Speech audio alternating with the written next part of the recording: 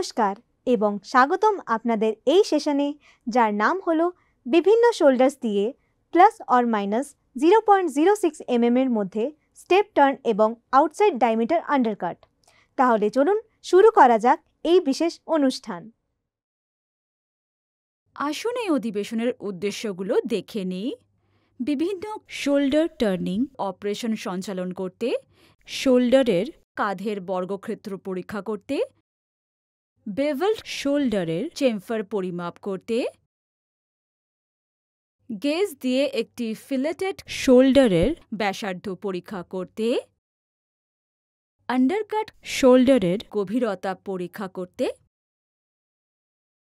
এই অনুশীলন সম্পাদনের জন্য প্রয়োজনীয় সরঞ্জামগুলি হল স্টিল রুল, আউটসাইড ক্যালিপার্স, চাক্কি, facing tool, turning tool, parting tool, chamfering tool, lubrication oil with can, radius gauge.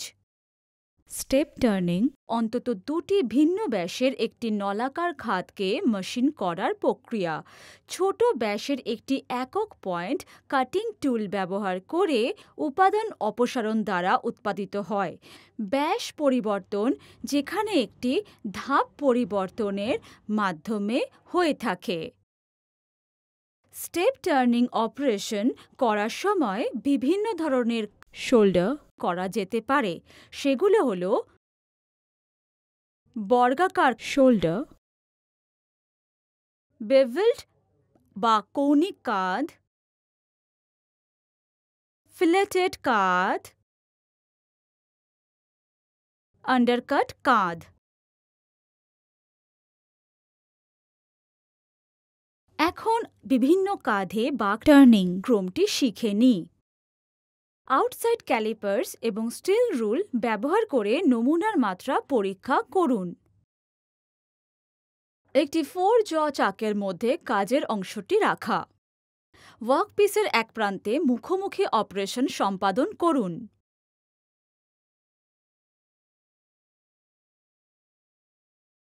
চাকের বাইরে সর্বাধিক উপলব্ধ দৈর্ঘ্যের জন্য ব্যাস 35 mm কমাতে টার্নিং অপারেশন সম্পাদন করুন।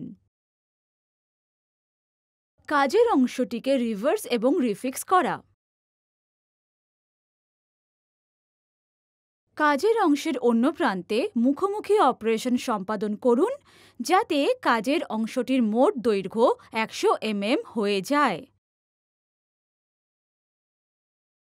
মুখোমুখি প্রান্ত থেকে 32.5 mm ডায়া প্রাপ্ত করার জন্য 55 mm দৈর্ঘ্যের বাঁক অপারেশন সম্পাদন করুন।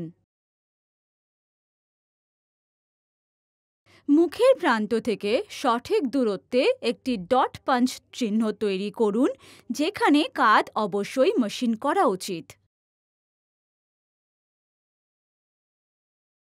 একটি ফিলেটেড কাঁধের জন্য লেআউট করার সময় ব্যাসার্ধ কাটার জন্য অনুমতি নিন।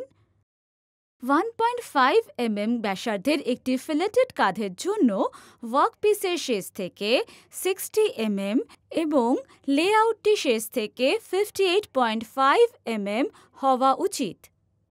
একটি 1.5 mm আর ব্যাসার্ধ টুল ব্যবহার করে 0.5 mm ডায়া সরান এবং একটি ফিলেটেড কাট পেতে স্কেচ অনুযায়ী 60 mm দৈর্ঘ্য পর্যন্ত ঘোরান। মুখোমুখি প্রান্ত থেকে 40 mm দৈর্ঘ্যের জন্য 28 mm ব্যাস কমাতে টার্নিং অপারেশন সম্পাদন করুন।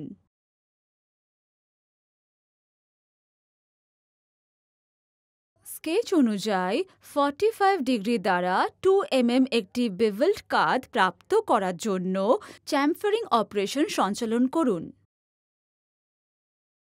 প্রয়োজনীয় দৈর্ঘ্য চিহ্নিত করার জন্য কাজের অংশের পরিধির চারপাশে একটি ধারালো টুলের বিট দিয়ে একটি হালকা খাঁজ কাটুন।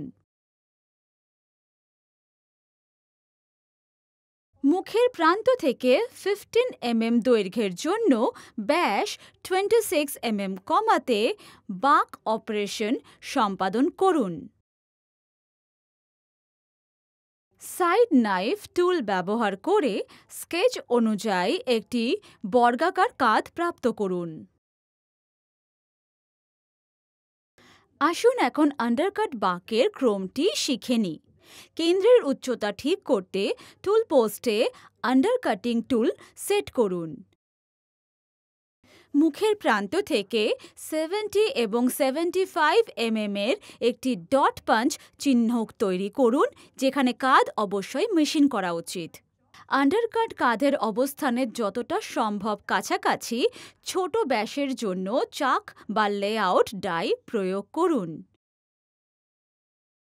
টুলের বিটটি ভেতরে আনুন যতক্ষণ না এটি সামনের চাক বা লেআউট ডাইটি সরিয়ে দেয় এবং শীর্ষ স্লাইড গ্র্যাজুয়েটেড কলারটি 0 সেট করে।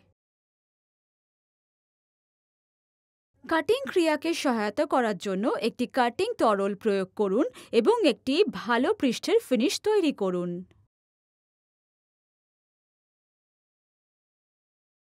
ক্রস স্লাইড হ্যান্ডেলটি কাটার বিপরীত দিকে ঘুরিয়ে কাটিং টুলটি প্রত্যাহার করুন। উপরের পদ্ধতিটি পুনরাবৃত্তি করুন যতক্ষণ না আন্ডারকাট কাটটি সঠিক গভীরতায় মেশিন করা হয়।